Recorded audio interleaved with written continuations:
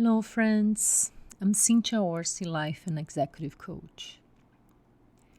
What is my role in racial brokenness?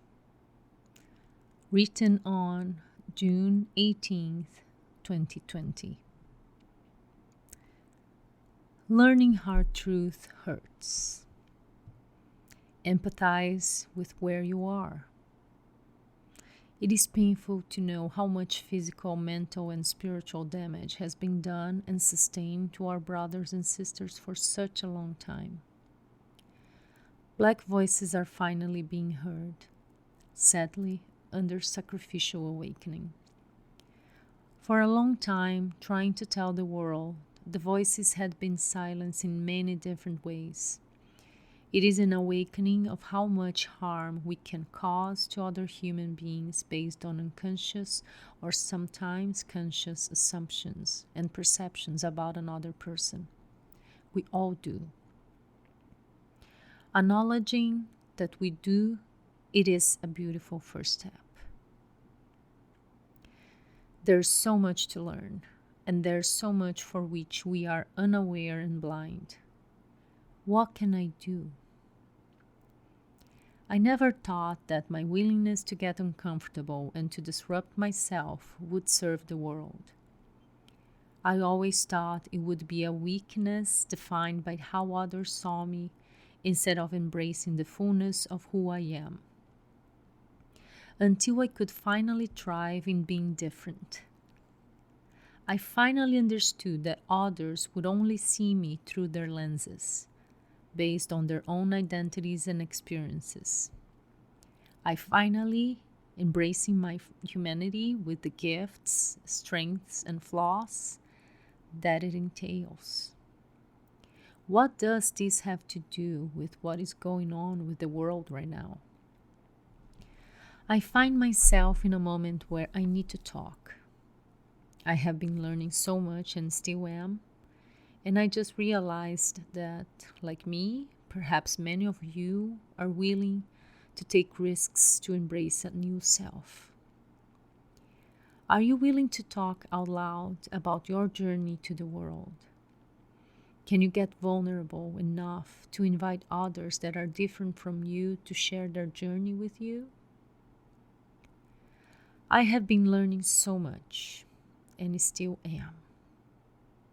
And I just realized that, like me, perhaps many of you are willing to take risks to embrace a new self. I am.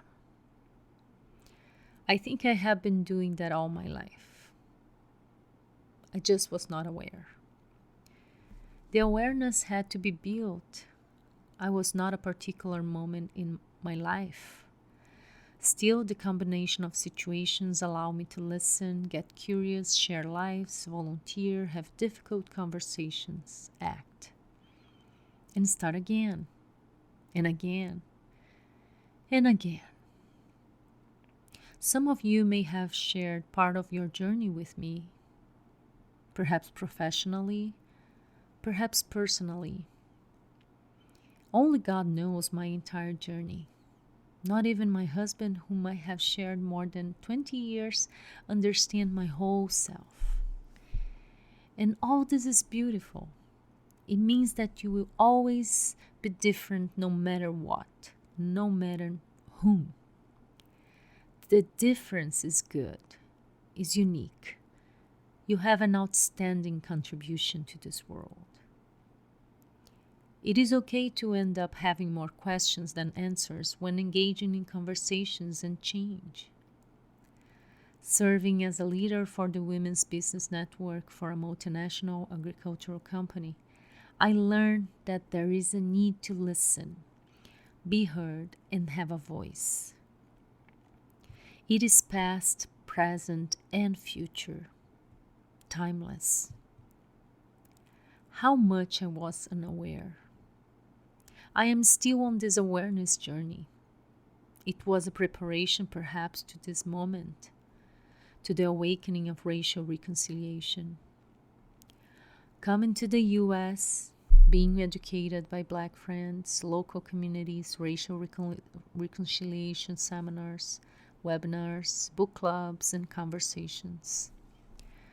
I think it is a journey we should all commit to taking. I am very grateful to be present, witnessing, and supporting as I am called.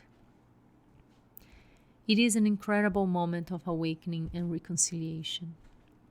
I am hopeful that we all can engage in a bold, loving way.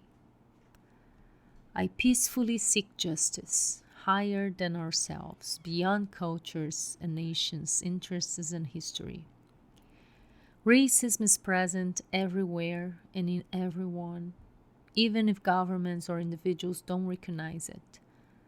As we are learning and eager to reinvent ourselves to contribute to the world, what are the ways we engage in listening, acknowledging, lamenting, and making a difference to the voiceless? 1. Engage, listen, and acknowledge. 2. Bring awareness to systemic racism if you can. Start with what is close to you: education, food and nutrition, social, political, economic systems. Do something about it if you can. Bringing people together. Speak for the voiceless. As we are learning and eager to reinvent ourselves to contribute to the world, what are the ways we engage in listening, acknowledging, lamenting, and making a difference to the voiceless? What is your role in this world? Thanks for listening.